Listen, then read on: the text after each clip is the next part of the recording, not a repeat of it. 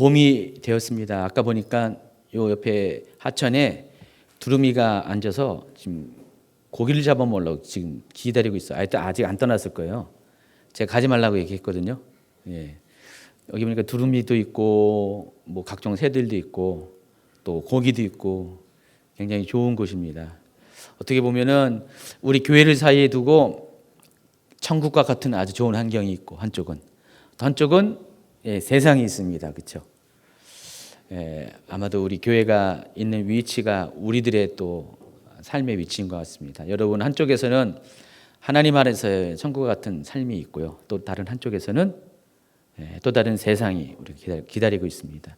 결국은 이 교회를 다리 삼아서 저쪽 세상에 있는 사람들이 하나님 나라로 들어가야 돼요. 여러분이 그런 역할을 가진 분들입니다. 여러분이 이 교회에서 그런 것들 더 배워서 앞으로 더 그냥 하나님 안에 있는 것을 만족하지 말고 하나님 밖에 있는 자들을 하나님 안쪽으로 끌어서 또 그들도 구원받게 하는 일에 최선을 다하기 바랍니다. 아까 우리 원로 목사님이 오전 예배 설교 때 여러분 또 교회 올 때마다 한 명씩 또 인도하고 또 뭐라 그랬죠? 전도하고. 인도와 전도가 뭐가 다르죠? 인도는 아마 이렇게 복음을 아는 사람을 이렇게 데리고 오는 것 같고, 전도는 복음을 모르는 사람에게. 그래서 여러분 보니까 이 지역도 교회 다니다가 안 다는 분들이 굉장히 많더라고요. 대부분 교회에 대해 실망을 해서 교회를 떠난 분도 많고요. 또 그러다 보니까 어느 교회로 이렇게 정할지도 이렇게 모르고 막 이렇게 그런 분들도 있고요. 우리가 좀 그런 분들에게도 우리가 나서서 뭘 하지 못하더라도 좋은 영향을 끼쳐서 정말 다시 믿음을 회복할 수 있는 그런 역할을 갖기를 원합니다. 자, 오늘은 지난주에 온유한 자 했는데 오늘도 같이 이어서 할 겁니다. 우리가 온유한 자에 대한 제가 설명을 하면서 이 온유한 자를 원어적으로 설명을 했어요. 프로테스라는 단어를 사용하는데 이 프로테스 단어라는 이 단어는 이 헬라어 단어는 어디서 사용한다고 말씀드렸죠? 들판에 띄워놓는 야생마들을 우리가 잡아서 그 야생마를 사람이 탈 수 있는 말로 이렇게 훈련시키죠. 순화시키죠. 그래서 여러분 야생마 당연히 못 타봤겠지만은 일반 말도 못 타겠죠. 야생마는 사람이 타는 것 극도로 꺼려하죠. 그래서 사람이 올라타면은 난리가 납니다. 펄쩍펄쩍 뛰고 어떻게든지 떨어뜨리려고. 그래서 야생마를 탄다는 것은 굉장히 어려운 거예요. 근데 그 야생마를 데려와서 사람이 탈 수 있는 말이 되기까지는 얼마나 힘들까요? 보통 우리가 그 야생 동물을 다룰 때 두 가지 사용한다고 그랬죠. 당근과 채찍.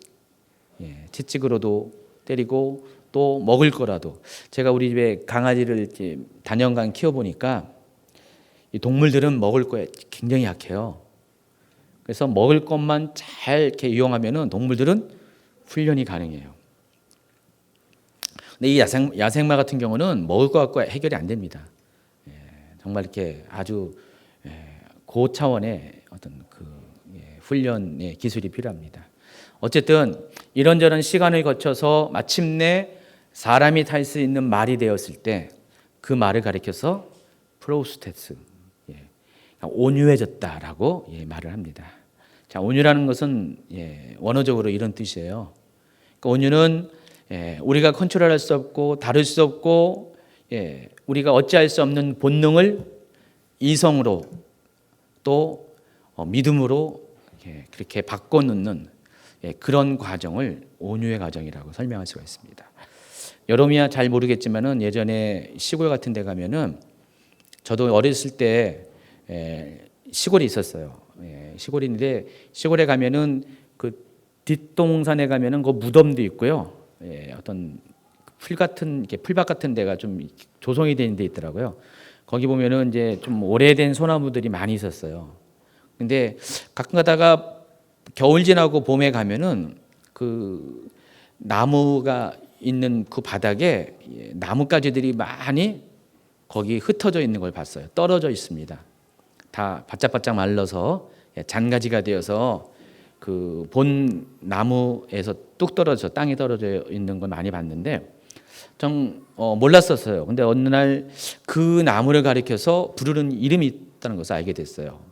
일명 설해목이라고 부릅니다. 설해목이라는 것은 한자어로 된 거죠. 예. 근데 이게 무슨 뜻인가 봤더니 이 설해목은 특별히 소나무에서 이렇게 생겨나는 이제 나무인데 겨울에 눈이 많이 오잖아요. 눈이 많이 오면은 눈이 나무에 많이 쌓입니다. 멋있죠? 많이 쌓이는데 멋있는 것 같은데 어느 정도 시간이 지나면은 눈이 너무 많이 오면은 나뭇가지에도 눈이 이만큼 이렇게 쌓여요. 근데 어느 정도 한계가 되면은 대부분의 나뭇가지들은 이 눈이 무게를 못 이겨서 쭉 처집니다. 처져가지고 휘어져가지고 각도가 밑으로 떨어지니까 눈이 밑으로 떨어지게 되죠. 그래서 어느 정도 있으면 눈이 쌓였던 것도 떨어져요. 근데 어떤 나뭇가지는 끝까지 버팁니다. 끝까지 버텨가지고 눈이 이기냐 내가 이기냐를 이렇게 내기를 하게 되죠. 그래서 눈이 지나치게 눈무게가 굉장하거든요. 많이 쌓이면은 버티다가 갑자기 뚝 하는 소리와 함께 나뭇가지가 부러지고 떨어집니다. 그러니까 겨울에 가면 실제 그렇대요. 여기저기서 뚝뚝 소리가 난대요. 이게 뭔 소리냐면 나뭇가지가 부러져서 떨어지는 소리입니다. 그 나뭇가지를 가리켜서 설해목이라고 부른다고 합니다. 여러분, 제가 요한복음 15장 갖고 포도나무 비유를 하면서 우리가 하나님 앞에 거하는 것을 좀 영적인 원리들을 여러 이렇게 설교나 강의 통해서 설명을 해드렸어요. 여러분, 우리가 하나님과 친밀해지면은 우리의 삶의 모든 열매들이 맺어지는데 한 가지입니다. 그냥 그 포도나무이신 예수님 안에 가진 우리가 붙어서 거하는 것뿐이죠. 근데 우리가 하나님과의 관계 속에서 우리가 하나님 안에만 거하기만 하면 예수 그리스도 안에만 거하기 있으면은 우리는 저절로 좋은 열매들을 맺는데 우리가 거하지 못하는 경우가 있어요. 어떤 경우냐? 바로 이 설해목과 같은 경우. 우리가 너무 뻣뻣하거나 교만하면은요 하나님 앞에 거할 수가 없습니다. 왜냐하면 부러져요. 부러져서 분리가 됩니다. 그래서 우리가 하나님 안에 거할 수 있는 여러 가지 방법이 있는데 하나님과 친밀감을 누릴 수 있는 여러 가지 방법 중에 오늘 주제와 관련돼서 한 가지 중요한 것은 우리가 하나님 안에 거할 수 있으면 하나님과 친밀해질 수 있으면 우리가 어떻게 됩니까? 프로테스 되어야 된다는 것입니다. 온유한 사람이 된다는 것입니다. 여러분이 정말 하나님 은혜 안에 거하기 원하면은 온유를 배워야 돼요. 여러분이 온유를 경험해야지 그것이 가능하다는 것입니다. 예전에 보니까 누구시더라? 유기성 목사님 설교 제목이 이런 게 있었어요. 하나님 우리를 훈련시킵니다. 언제까지? 우리가 온유해질 때까지. 그 목사님은 이 온유에 대해서 제대로 간파하신 분이었어요. 온유가 무엇인가를 정확히 아시는 분이었던 것 같아요. 하나님은 여러분을 훈련시키는데 때로는 당근으로 때로는 채찍으로 우리를 광야 태바에 집어넣으셔가지고 그 광야에서 여러분을 훈련시키십니다. 근데 언제까지 훈련시키냐? 여러분이 프로테스 될 때까지, 온유해질 때까지. 그래서 여러분 속에 있는 모든 뻣뻣함과 딱딱함이 없어져서 부드러운 사람이 될 때까지. 여러분, 사람 많이 겪어봤는데 어떤 사람이 좋습니까? 딱딱한 사람이 좋습니까? 도도한 사람이 좋습니까? 물론 어떤 남자분들은요 뭘 몰라서 그런데 여자는 도도한 여자가 매력이 있대요. 김도도. 여기 도도한 사람이 있나? 옛날에 송도도 했나요? 도도한 사람이 너무 좋대요. 근데 뭘 몰라서 그래요. 그건 연애할 때나 그렇지 결혼해봐요. 맨날 싸우고 맨날 부딪히고 누가 부러지냐 먼저 아마 그 싸움을 하게 될 겁니다. 여자도 그렇고 남자도 그렇고요. 모든 인간관계에서 가장 편한 사람은 부드러운 사람입니다. 저도 좀 부드럽습니다. 인정 안 해요? 물어보세요. 우리 최은혜 목사님한테 부드럽냐 안 부드럽냐고요. 저도 물렁물렁합니다. 예. 그래서 부드러운 게 인간관계에서도 좋아요. 근데 하나님 안에서도 하나님과의 관계를 맺는데도 이 부드러움 굉장히 중요한 겁니다. 예. 근데 오늘 이 온유란 단어, 우리 한자어로 따진다면 이 온유한 단어는 두 가지가 다 있어요. 따뜻할 온자, 부드러울 유자. 따뜻하고 부드러운 삶. 자, 근데 성경에서는 오늘 뭐라고 했어요? 이 온유한 자가 따뜻하고 부드러운 사람이 어떻게 된다고요? 예, 상이 있는데 어떤 상입니까? 예, 땅을 기업으로 받는다. 예, 땅을 기업으로. 예, 땅을 기업으로 받는 선물을 준다 그랬어요. 그러니까 하나님은 우리가 정말 대단해 보이지 않아도 거세 보이지 않고 똑똑해 보이지 않아도 우리 안에 부드러움과 따뜻함이 있으면 하나님 반드시 그 사람을 어떻게 해요? 땅이라는 기업으로 그들에게 선물을 주신다고 여기 분명히 약속을 하고 있습니다. 여러분 땅 갖고 싶으세요? 이 땅이 뭔지는 좀 이따 설명할게요. 땅이 여러 가지 의미가 있는데 일단 땅이라는 것이 우리가 눈에 보이는 어떤 가시적인 어떤 물질적인 축복을 말한다면은 그것을 받기 위해서는 여러분이 부드러워져야 되는 것입니다. 저도요 때로는요 누구한테 선물을 주고 싶은데 도도한 사람에게는 딱딱한 사람에게 잘 안 주게 되더라고요. 내가 건들면은 베일 것 같아. 근데 정말 부드럽고 따뜻한 사람에게는 막 퍼주고 싶어요. 안 그래요, 여러분? 하나님도 그렇다는 것이죠. 하나님도 부드러운 사람을 아주 좋아합니다. 이 온유라는 것은 예수님의 인격 가운데도 나타나 있어요. 우리 갈라디아서 5장에 보면은 성령의 9가지 열매가 나와 있죠. 22절부터. 거기 9가지 열매 중에서 여러분이 이 단어를 찾을 수가 있어요. 9가지 열매 중에서 한 가지가 온유입니다. 근데 보통 이 9가지 열매를 가리켜서 예수님의 인격이라고 우리가 설명하잖아요. 그러니까 예수님은 이 9가지의 인격을 가지신 분이에요. 근데 그 중에 하나가 따뜻하고 부드러우신 분이라는 것입니다. 우리가 지난 시간에 제가 설명한 것처럼 이 온유라는 것은 성격에 대한 이야기가 아니라고 설명을 했어요. 성격은 바꿀 수 없는 것이에요. 우리가 타고난 것이에요. 여러분 제가 그래서 얘기했죠. 누구 만남 가운데 성격 바꾸지 마시라고요. 성격 바꾸려다가 사고 칩니다. 대부분 남녀가 이혼하는 것이 다 이런저런 이유가 있고 변명이 있는데 대부분 성격 차이로 많이 이혼을 해요. 안 맞아요, 솔직히. 안 맞으면 못 살아요. 저도 최은영 목사님이랑 잘 맞을 것 같아요. 실은 이 성격이 많이 달라요. 반대쪽이에요. 처음에는요 많이 싸웠어요. 저도요. 안 싸운 것 같아 보여도 많이 싸웠어요. 여러 가지 갈등도 있었고요. 좀 그랬었어요. 근데 시간이 가면 갈수록 저희 부부가 되게 좋아 보이잖아요. 어제는 쌍 하트까지 했잖아요. 나는 그거 배운 거 아닌데 어떻게 하다 보니까 쌍 하트가 됐네요. 제가 갑자기 뭐 새로운 걸 만들어냈는데 사람들이 뭐 저희 부부가 굉장히 좋아 보이는데 옛날부터 그런 거 절대 아니라니까요. 물론 신혼 초에는 좋았죠. 근데 결혼하고 몇 년 살다 보면서 별로 이렇게 좋지는 않았었어요. 여러 가지 힘든 것도 있는데 근데 그 과정을 겪으면서 벌써 저희가 25년 됐어요. 결혼한 지가. 얼마 안 된 것쯤 벌써 25년이에요. 우리 하영이가 24살이니까 25년 됐는데 근데 그 기간 동안에 하나님이 저도 그렇고 천양 목사님도 그렇고 굉장히 온유해질 수 있는 어떤 시간들을 허락하신 것 같아요. 서로 하나님이 깎일 것 깎이게 하고 또 하나님께서 덮어주실 것은 덮어주셔가지고요. 어느 순간에 보니까 서로가 닮아 있어요. 생각도 닮아 있고 어떤 삶의 모습도 닮아 있고 또 영적으로도 많이 닮아 있습니다. 실은 이게 우리가 서로를 위해서 노력했다기보다도 우린 서로 노력한 건 아닌 것 같아요. 하나님 안에서 하나님이 우리를 전부 다 다루다 보니까 저도 온유해졌고 최은자 목사님도 온유해지니까 부딪히는 것이 없어진 거예요. 서로 간의 그런 것들이.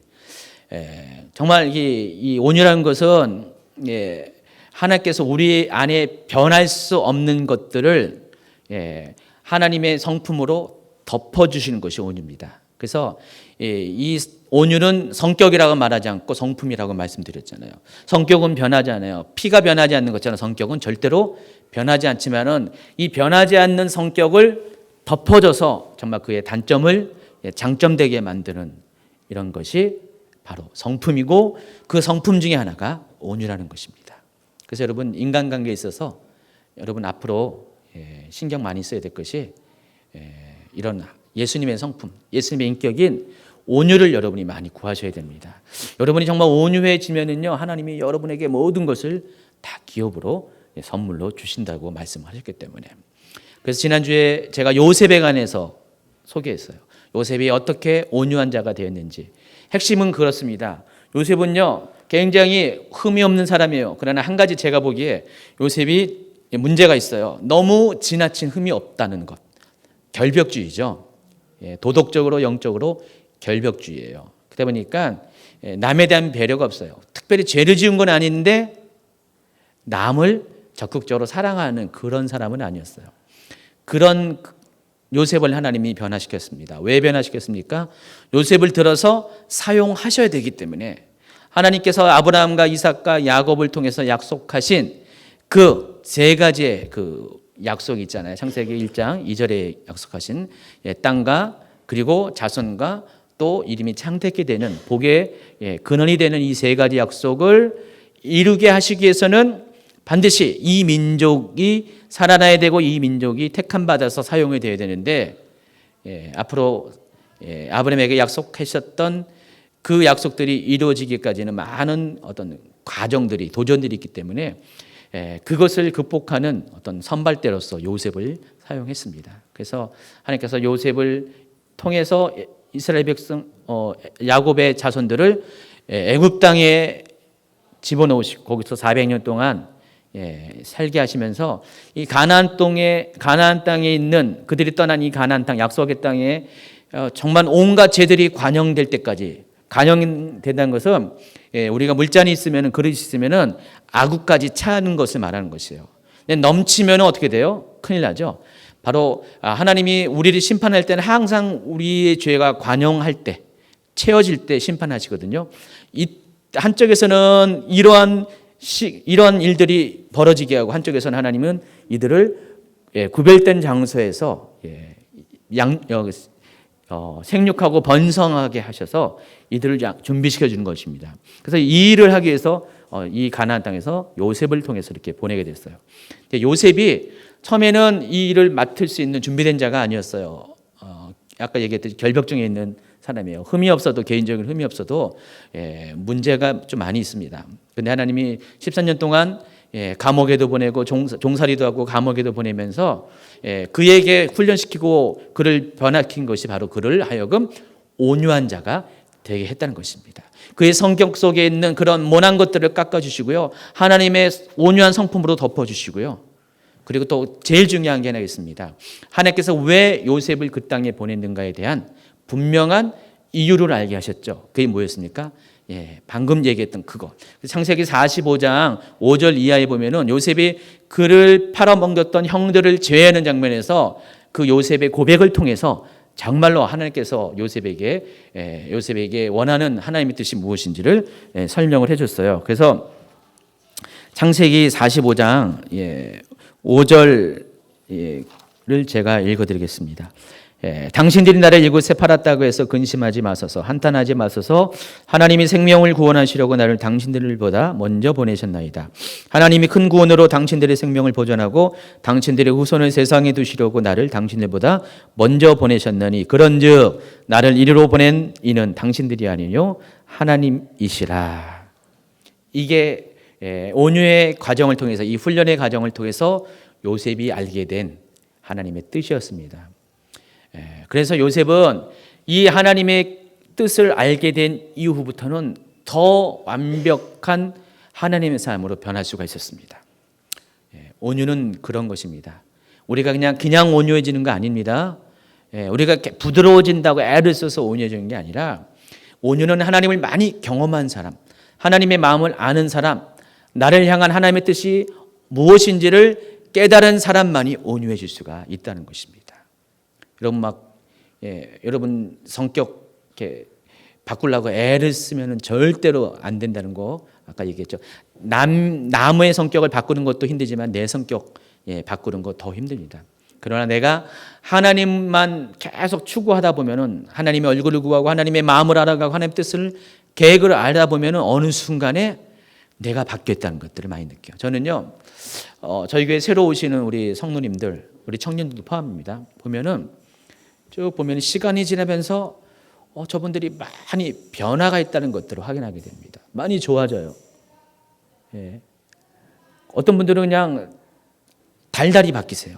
예, 달달이 바뀌고 그래도 한 1년 정도 되면은 처음에 만났던 그 사람이 아니에요. 다른 사람이 앉아 있는 것들을 많이 봅니다. 무엇이 어떻게 저렇게 제가 뭐 특별히 뭐 잘해준 거 열심히 모르게 한 것도 아닌데 많이들 바뀌어 있는 것들을 보면서 뭘 느끼냐면은 적어도 우리 교회 예배 안에서 계속 들려지는 말씀을 통해서 정말 하나님을 알아가기 시작하고 알아간 정도가 아니라 깊이 알아가게 되면은 하나님을 알면 알수록 우리의 모든 것들은 바뀐다는 것입니다. 우리의 내면이 바뀌고 사상이 바뀌고 영적인 어떤 토질이 바뀌는 것들을 그것들을 보게 된다는 것입니다. 그래서 우리가 예배를 통해서 하나님을 만날수록 친밀함이 깊어질수록 우리는 바뀔 수밖에 없습니다. 당연히 뭐로 바뀝니까? 하나님 닮은 사람으로 바뀔 수밖에 없어요. 온유는 그거예요. 하나님을 알아갈수록 우리는 온유해질 수 있습니다. 하나님을 깊이 경험할수록 여러분은 과거의 여러분이 아니라 내 성격대로 살아가는 내 본능대로 살아가는 내가 아니라 이제는 하나님의 성품 안에서 그리스도의 성품 안에서 하나님 뜻 안에 살아가는 사람으로 바뀔 수가 있다는 것입니다. 요셉이 그런 사람이었고요. 오늘 한 사람 더 소개하는데 누굴까요? 모세. 민수기 12장 3절에 보니까 이런 말씀이 있습니다. 이 사람 모세는 온유함이 지면의 모든 사람보다 더하더라. 이 민수기 12장에 어떤 이 말씀이 실려 있는 이 전체적인 그 맥락을 보면은 내용을 보면은 이때 어떤 일이 있었냐면은 모세에 대해서 그의 형과 누이인 아론과 미리암이 좀 그 권위에 대항하는 장면이 나옵니다. 그럽니다. 미리암이 뭐 하나님이 무슨 모세에게만 말씀하시냐? 자기도 선지자 아니냐? 막 하면서 모세에 대해서 비난합니다. 그 원인이 있었어요. 모세가 그들 보기에는 합당치 않은 일을 했다고 생각했기 때문에 그래요. 거기 보니까 모세가 구스 여인을 아내로 취했다 그랬어요. 여기서 구스라는 것은 현재 지명으로 말하면 에디오피아를 말한 겁니다. 그러니까 에디오피아 여인을 아내로 삼았다는 것입니다. 그러니 특별히 누나 입장에서 미리암이 적어도 모세보다 한 대여섯 살 최소한 위인데 누나 입장에서 보면은 모세가 탐탁치 않은 거예요. 한 민족의 지도자로 인정하는 건 맞지만은 개인적으로는 가족으로서는 누나잖아요. 그러니까 모세를 사랑하는 입장에서 누나가 갑자기 동생이 흑인 여자랑 결혼하니까 이방인 여자랑 결혼하니까 이게 너무 이렇게 불만이 많은 거예요. 저도요 예전에 저희 누나가 아주 저를 처음에는 많이 이뻐해줬죠. 이뻐해주고 되게 기대도 많이 했는데 어느 날 이제 누나의 기대에 부합하는 인생을 살아가지 않게 되면서 하나님이 저를 태바 안에 집어넣으면서 그러니까 누나가 저를 많이 막 그랬었어요. 미리암 같았어요. 많이 힘들게 했어요. 많이 어렵게 했어요. 그래서 누나로 인해서 한 고난의 시간을 좀 보냈습니다. 근데 하나님이 그것을 이렇게 허락한 거죠. 저는요, 그래서 누나가 많이 미웠어요. 누나 입장에서는 사랑하는 동생이 갑자기 미워하는 동생으로 바뀐 거예요. 본인의 기대대로 행동하지 않으니까. 어느 날 갑자기 제가 신학교를 가니까 아주 싫어했어요. 대학을 멀쩡히 다니다가 갑자기 제가 3학년 때 간두고 신학교로 딱 가니까 그때부터 완전히 그냥 우리 누나가 아주 그냥 엄청 실망을 했어요. 실망을 해가지고 그때부터 많이 힘들게 했는데 근데 저도 힘드니까 자주 싸웠어요. 자주 싸우고 원망하고 도대체 왜 그러냐고 막 하면서 오죽 했으면은 제가 결혼하고 나서 결혼하고도 더 힘들게 했거든요. 최은영 목사님 결혼하는 것 자체도 반대했어요. 저희만 반대한 게 아니라 동생들 다 반대했어요. 누나가. 자주가. 그래서 막 이렇게 힘든 시간을 보니까 어느 날 제가 그런 생각하고 있어요. 이민 가서 살겠다. 누나가 싫어서. 누나가 하도 힘들게 해가지고 눈앞에서 이민 가고 싶을 정도로 그렇게 많이 힘들게 했어요. 근데 그때는 제가 하나님을 잘 몰랐던 것 같아요. 하나님의 뜻을 몰랐던 것 같아요. 하나님이 왜 이런 시간을 누나라는 도구를 사용해서 이런 시간을 주신 것을 몰랐어요. 근데 시간이 한참 지나고 나서 정말 어느 순간에 하나님이 알게 하시고 깨닫게 하시더라고요. 정말 이 창세기 45장 5절의 요셉의 고백처럼 나를 이곳에 보낸 분이 당신들이 아니라 바로 하나님이라고, 당신들과 당신들의 가족의 생명을 보존하기 위해서 당신들에 앞서서 나를 이곳에 보냈다는 그 깨달음, 그 고백을 어느 순간 저도 하게 되더라고요. 그러니까 제가 그 고백을 하는 순간 모든 게 바뀌더라고요. 하나님이 갑자기 누나를 이렇게 아프게 했더라고요. 암에 걸리게 했어요. 근데 병원에 입원했는데 그때까지 사이가 되게 안 좋았잖아요. 저를 미워하니까 저는 어떻게 할 수 없잖아요. 병원에 갔는데 난생 처음으로 제 기도를 받은 거예요. 예전에 제가 고등학교 때 누나 때문에 전도받아서 교회 나가기 시작했는데 저희 누나가 그때 막 예언을 많이 했었어요. 근데 많이 힘들고 개인적으로 많이 가정 형편이 안 좋아서 많이 힘들 그때 누나 예언 기도 받으면 제가 눈물 뚝뚝 흘리면서 많이 위로받고 어쨌든 그냥 그 짧은 시간에 하나님 안에 올인할 수 있는 그런 사람이 됐는데 거꾸로 그러니까 누나 입장에서 저는 맨날 가소로운 거예요. 그렇게 영적으로 케어해서 키운 내가 어느 날 뭐 신학교 가는 것도 인정도 안 하는 거였는데 본인이 딱 아프게 되면서부터 제가 저를 인정해 주더라고요. 인정하면서 그때 막 기도받고 막 울기도 하고 그때부터 바뀌기 시작하더라고요. 옛날에는요 누나한테 전화 오면은요 심장이 쿵쾅쿵쾅. 좋은 소리는 10번 중에 1번 들을까 말까 하니까 전화해가지고 그냥 막 혼내는 소리만 하고 싫은 소리만 했는데 제가 이렇게 누나가 좀 이렇게 저에 대한 것들이 변한 후에도 한 몇 년 동안은 그 병이 좀 있었어요. 꿈에도 막 나타날 정도로 병이 있었는데 지금은 완전히 이제 치유가 됐죠. 어느 날부터 바뀌기 시작하는데 지금은요 완전히 정반대가 됐죠. 정반대가 돼가지고 엄청 저를 기대하고 자랑스러워하고 많이 그랬는데 전화 와도 이제는 전혀 안 무섭거든요. 전혀 안 무섭고 정말 완전히 바뀌었는데 저는 처음에 몰랐을 때는 누나가 저를 힘들게 하고 눈앞이에 산만리 어디 도망가고 싶을 정도로 그랬는데 이 모든 것들이 하나님이 저를 다루시고자 하는 하나님의 뜻이었다는 것들을 나중에 알고 나서부터 내가 그것을 인정하고 나니까 하나님이 누나를 바꾸게 하신 거예요. 확 바꾸게 하시는 거예요. 누나대로 하나님이 아픔을 주셔가지고 그 부드럽게 만드시더라고요. 그래서 지금은 굉장히 좋은 그런 동생과 남매 관계로 이게 됐습니다. 만약에 그때 제가 그거 피해가지고 정말 이민이라 갔으면 어떻게 될까요? 아마 평생을 가족 관계가 끊어지고 안 보는 아마 사이가 됐을 거예요. 아마 죽을 때까지 아마 마음속에 후회하고 응어리가 지겠죠. 저는 하나님이 저를 너무 좀 심하게 다루신다고 생각한 적이 한동안 많이 있었어요. 제가 예전에 이렇게 연대교 성경하면서 고백한 것처럼 이 태바가 좀 길었던 것 같아요. 큰 아주 넓은 태바가 있었고 아주 집중적으로 막 흔들리는 태바 안에도 막 집어넣으셔가지고 광야를 집어넣으셔가지고 정말 하나님이 나만 미워한 줄 알았어요. 근데 하나님이 나만 미워한 게 아니라 나만 사랑한 거였어요. 저를 사랑하셔가지고 정말 하나님이 저를 사용하시고자 저를 만들려고 그렇게 애쓰셨다는 것을 나중에 알게 됐죠. 저는 몰랐는데 제 안에 너무나 교만이 많았었고 너무나 자기 자신에 대한 어떤 그 사랑함이 많았고 뻣뻣하다는 것을 나중에 알게 됐습니다.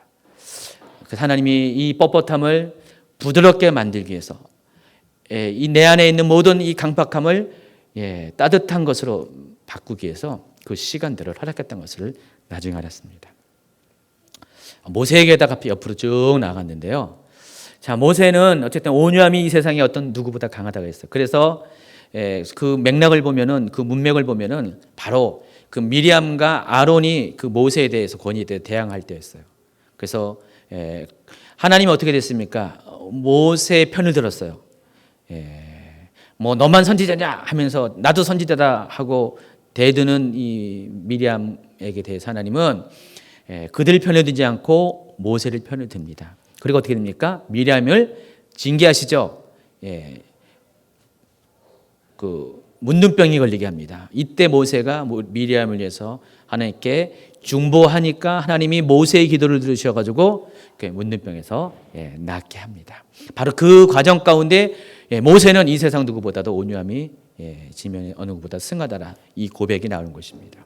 여러분 이것만 보면은 그저 그렇지라고 하지만은 모세의 삶을 보면은요, 모세는 하나님 온유한 사람이 아니었어요. 모세는요 처음부터 아주 파란만장한 삶을 살았습니다.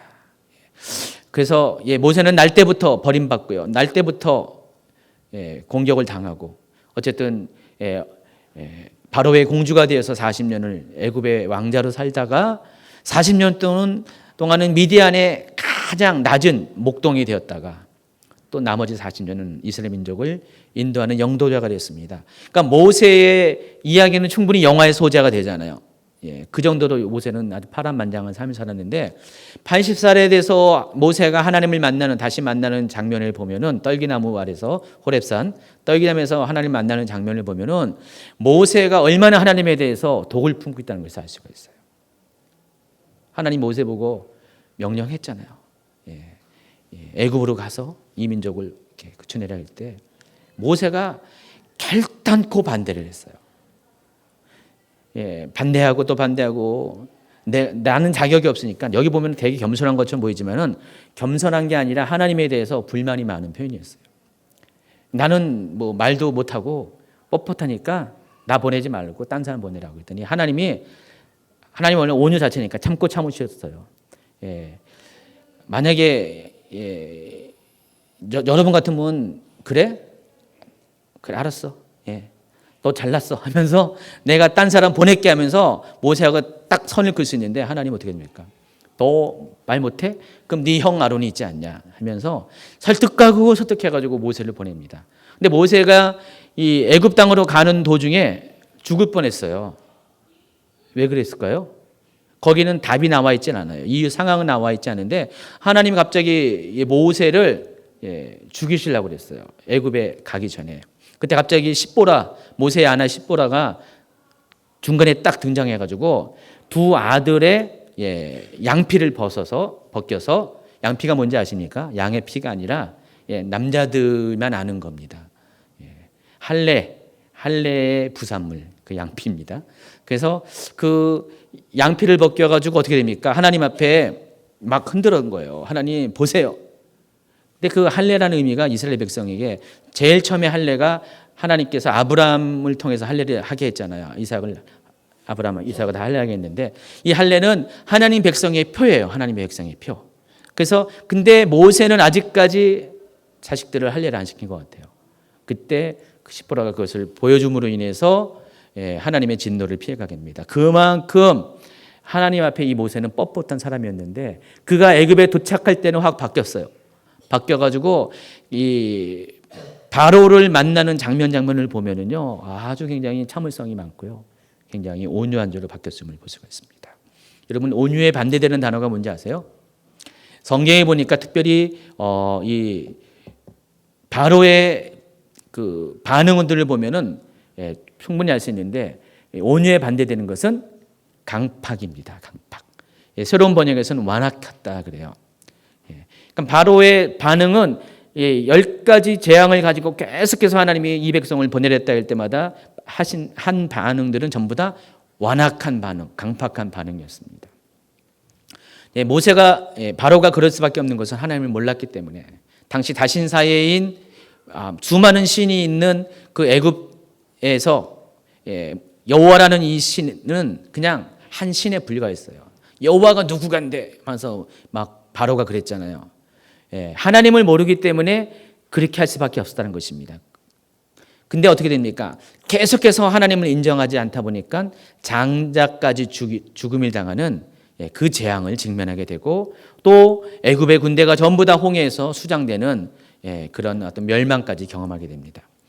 어쨌든 하나님은 이 모세를 그쪽으로 보내셔서 정말 그 과정 속에서 계속해서 모세 안에 있는 온유함들을 드러내십니다.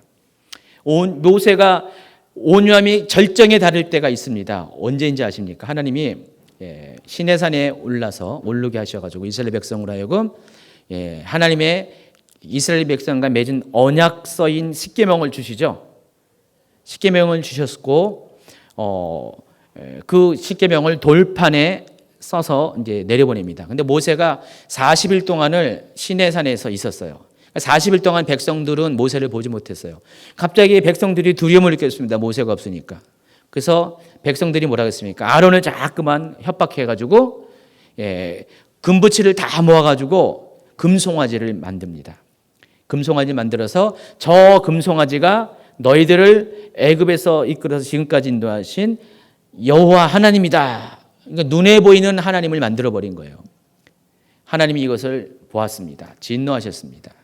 그래서 모세를 내려보냈습니다. 모세가 그들을 향하여 어떻게 했습니까? 그 돌판을 집어 던져서 깨트려 버렸습니다. 하나님의 진노를 나타냈습니다.